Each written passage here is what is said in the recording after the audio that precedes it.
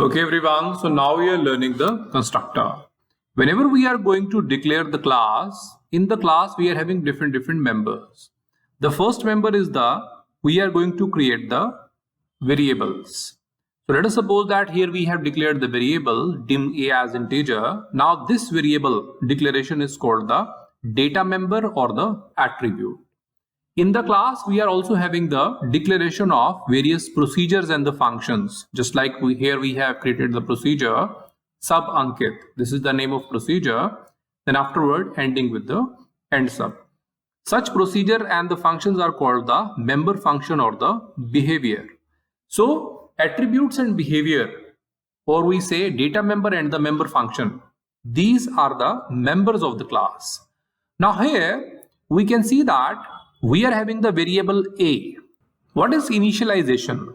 We know that here is the variable a. Now I am giving the value of this variable a, let us suppose as 20. Now this is called the initialization.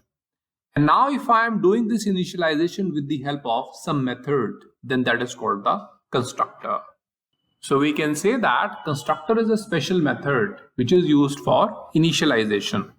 So whatever the variables we have declared inside the class, we can initialize them with the help of constructor. If we talk about the constructor, then that is a special method or the procedure. Now there is a special name also that is called new. So here we are having the sub. We know that sub means no return type. Then afterward we mention the new. So this is the new word we are using for the constructor. Now here we are passing the brackets because it is a method or the procedure, and we know that whenever we are having the procedure and starting with the sub, so it will end with the end sub. So here we are providing end sub. Now here we should know that whenever we are going to define a constructor, that will start with the sub new. So constructor or the procedure with the name sub new. So here sub stands for void, means no return type, and new, this keyword we are using for the constructor.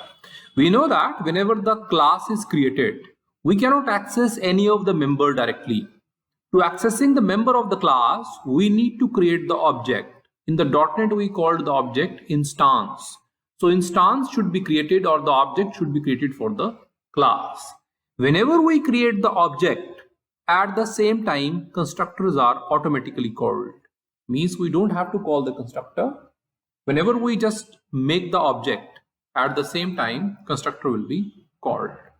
So the constructor can only be called when the object is created.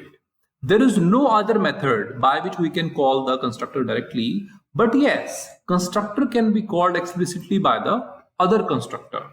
So if we are having the constructor, that can call the other constructor. That means value from the one constructor can be passed to the other constructor very easily, but there is no other method. Constructor can be called by other constructor or when the object is created. Now we are discussing the types of constructor. If we talk about the types of constructor, then there majorly are two types. One is the instance constructor and second one is the shared constructor. First of all, we are discussing the instance constructor. To understand the instance constructor, we should understand what are the instance variable and the shared variable. Here we can see that here it is mentioned dim a as integer. This is the instance variable.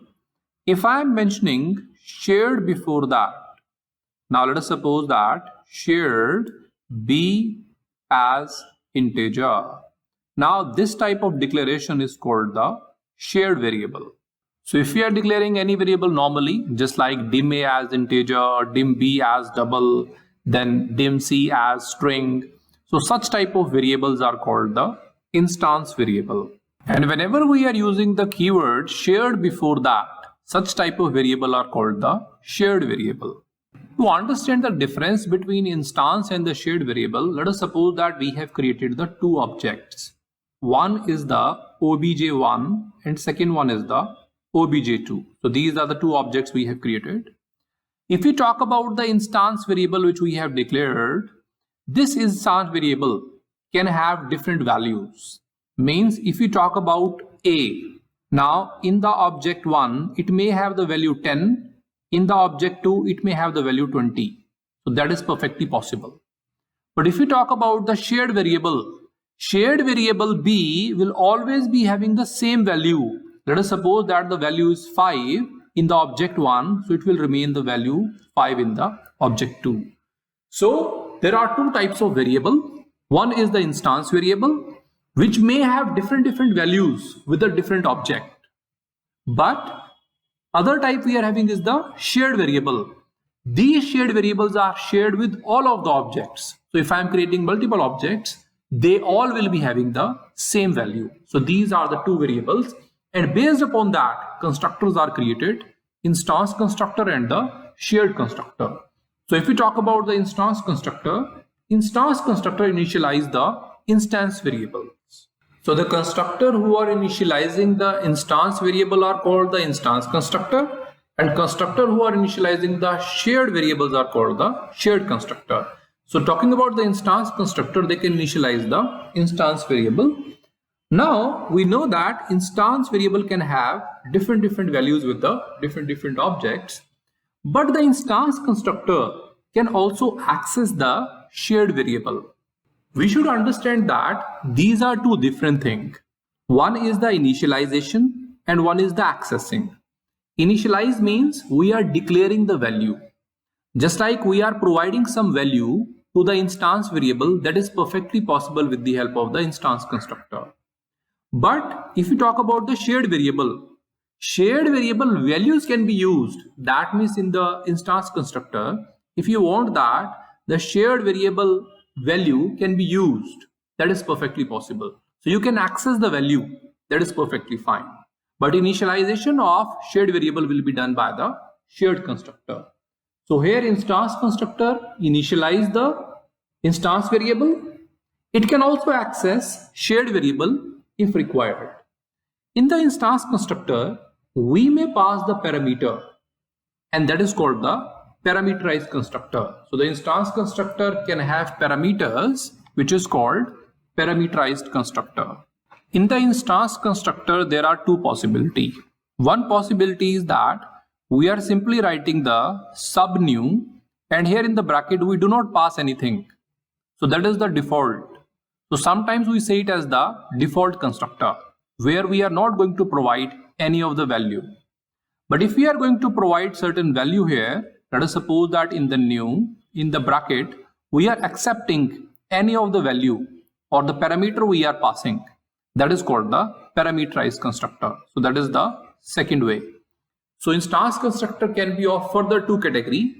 One is the default constructor, where we are not passing any parameter, or it can be of second category, where we are passing certain parameter. So that is called the parameterized constructor.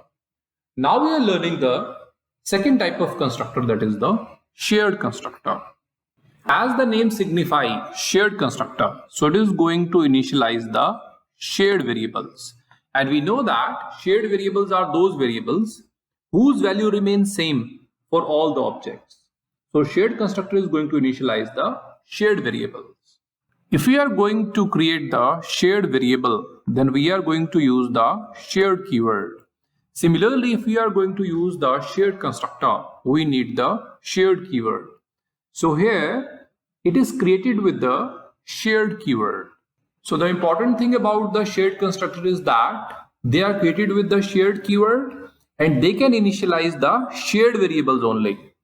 Shared constructor cannot initialize the instance variable. It can only provide the value to the shared variables. There is one more important thing about the shared constructor, that is, it cannot run more than once during the single execution of program. So if you are going to execute the program for one time, then in that one time, shared constructor can be called only one time. It cannot run more than one because we are going to access the shared values. So once they are accessed, our task is over. We are not going to access multiple times. So the shared constructor only work for once during the single execution of the program. There is one more thing which is important about the shared constructor, that is, shared constructor cannot have the parameters. So that means shared constructor cannot be parameterized. So there we have learned the two types of constructor. One is the shared constructor and second one is the instance constructor.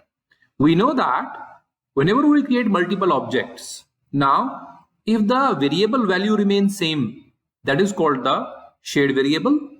If the variable values are different, that is called the instance variable. To initialize the instance variable, we need the instance constructor, and to initialize the shared variable, we need the shared constructor. Instance constructor can be parameterized, so that can call the parameterized constructor, but shared constructor cannot be parameterized. So that is all about the constructor.